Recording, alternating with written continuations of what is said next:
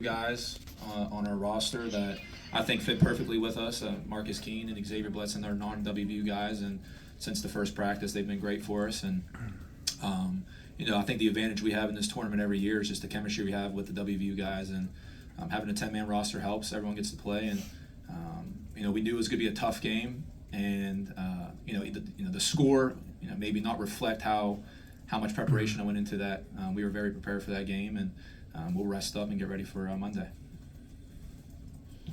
Esa, defensively, obviously this team has the history of putting pressure on. Does it help having so many players that are familiar with that? And do you think that takes other teams by surprise a little bit? They got to get used to that? Yeah, of course. We got about 8-9 guys that's used to playing that defense. So, one guy, might let his guy go past, the other guy know to pick him up and, just rotate. So, Keene and X, they professionals too, so they picked it up pretty quick, and we came out with the dub. Chase, you guys talked about defense before the tournament, and it was going to be your all's MO. 35-13 first quarter. Talk about the defense coming out.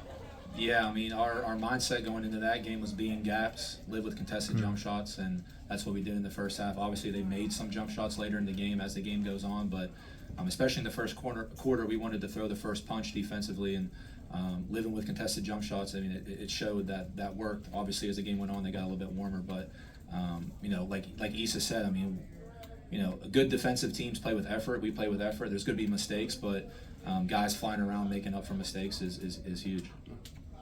Chase, offensively, I think it was 5, if not 6 guys in double figures tonight. Really balanced scoring from you all.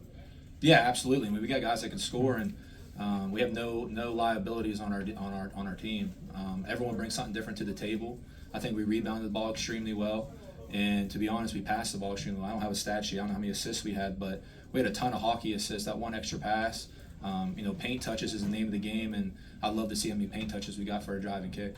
Marcus, you were brought onto the team because of your elite shooting abilities. By the end of the second half, you were 3 for 4 from three-point range. Did you expect yourself to be able to go out and have that instantaneous impact? For sure. I always expect that I could score the ball.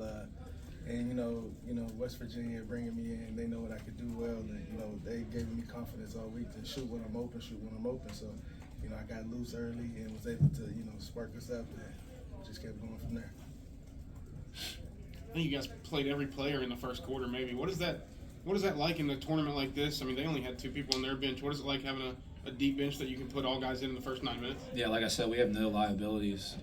Everyone's professional. Everyone brings something different to the table, and I think today we did a pretty good job with subbing and getting guys in there together that we wanted to. But yeah, we played off the hot hand too. Marcus played extended minutes in the first quarter because he was hot. But everyone stepped up and did something for us. Marcus, so much of the attention in these games goes to the end because of the Elam ending, but as somebody who's been around it for years, when you get off to a start, can you kind of feel that other team, getting a little bit dejected and some heads hanging when the lead gets to 15 off the bat?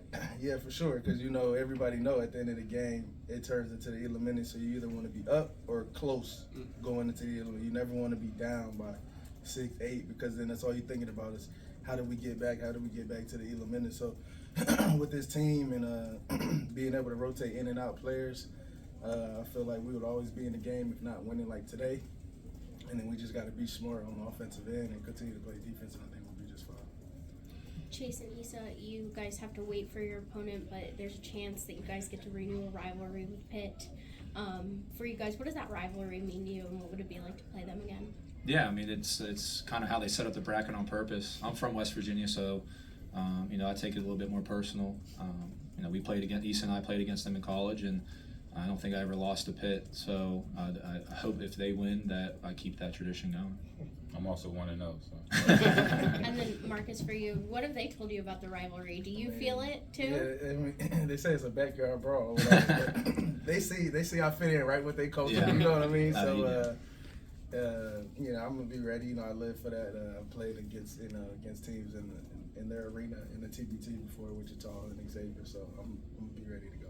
Marcus, you mentioned that you obviously responded real quickly when there was a little bit of a dust up to go back, go right at the defender, and do that again.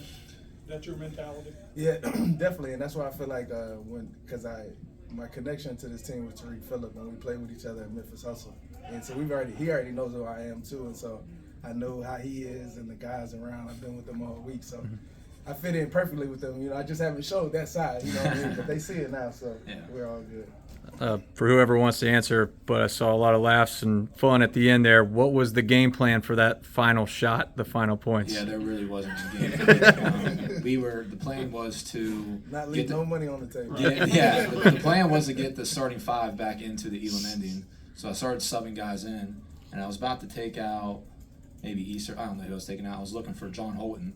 He went back and got his shoes, the Puma shoes, for the Elam ending. So when he came back out with the shoes, I had to put them in, and yeah, we gave him a lot. I think we took 6 shots in the last 4 minutes.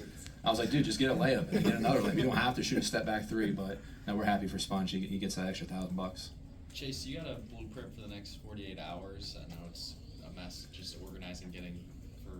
Yeah, that's a good question. You know, my only coaching experience is 16U of AAU, so we'll figure it out. We'll figure it out. I mean, a lot of rest. We'll have practice tomorrow. Just get a lot of shots. You know, do some scouting as well, but tighten up some things on offense and continue to do what we do, and that's going to be playing defense. And I thought offensively we got to the paint so much and had wide open shooters. We're hoping to do that on Monday as well. Esa, now that you guys have had a couple practices, you've played one game now, how different is Chase the player from Chase the head coach? I still look at him the same. It's just, you know, he's just a cooler coach. I got a clipboard now. I love playing for him though. All right. Thanks, guys.